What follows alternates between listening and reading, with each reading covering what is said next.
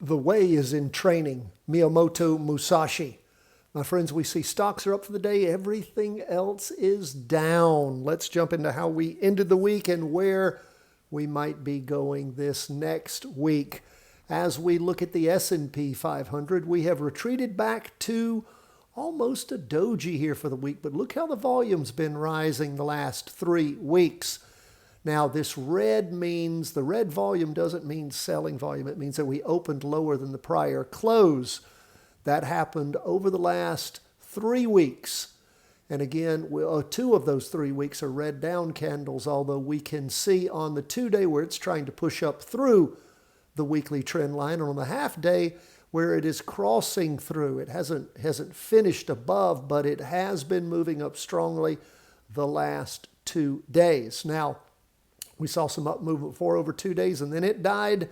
We will keep an eye on things. We didn't reach the high that we had been at before. We're not too far away from it. We have gotten lower highs so far, so we will keep an eye on things.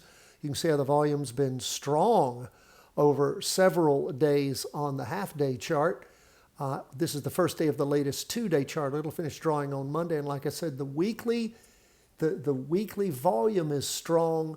We still, as we look at things, we see that indeed it has weakened in the down move, so we will keep an eye on it. We weren't in one way or the other on the S&P, so again, we're still sort of hovering around the same area at which we've been. Look at this. We've been hitting some of the same areas for many, many weeks, going all the way back to the 1st of June as we go into the new month of August. So let's see if the market will finally straighten itself out and show us some real direction. Now we look at where we are with the NASDAQ 100 after a big 3+% yesterday. Popped up in the morning, a lot of movement around. In the afternoon, peeled some of that off to only be up 0.65%. Again, increasing volume like the S&P. We did open higher than the prior close on this latest 2-day candle. That's why we have the green volume metric. But again, we can see where we lost some of that energy in the afternoon. If you look at just the weekly chart, we've still got strong down movement. So, all things being equal, the market tends to move in the direction of the largest chart. But as that saying goes, the trend is your friend until the end when it bends.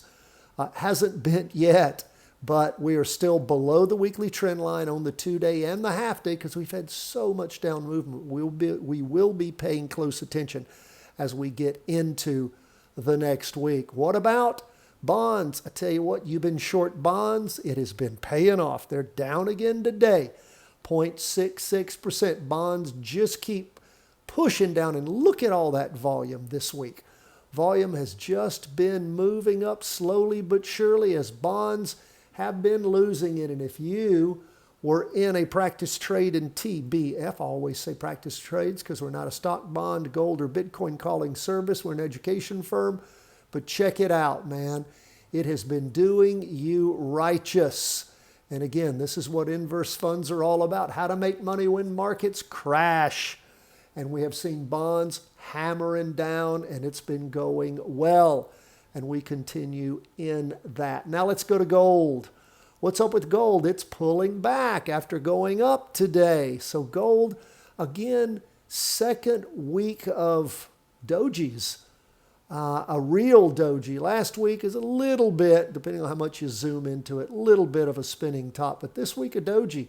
You can see, though, whatever kind of prior trend line we have, it did move a little above it. So we'll keep an eye on things. I mean, volume, been average for the last many weeks.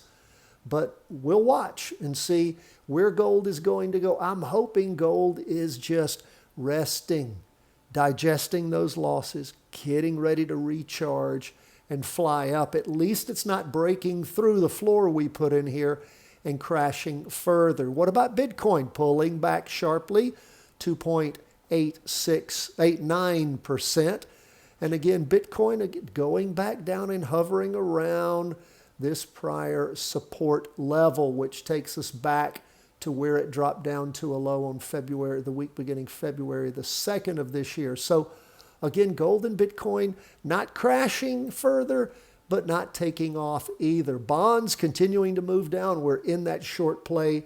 We're, of course, still short on the NASDAQ, and we're waiting for the S&P to figure out which way it's going to go.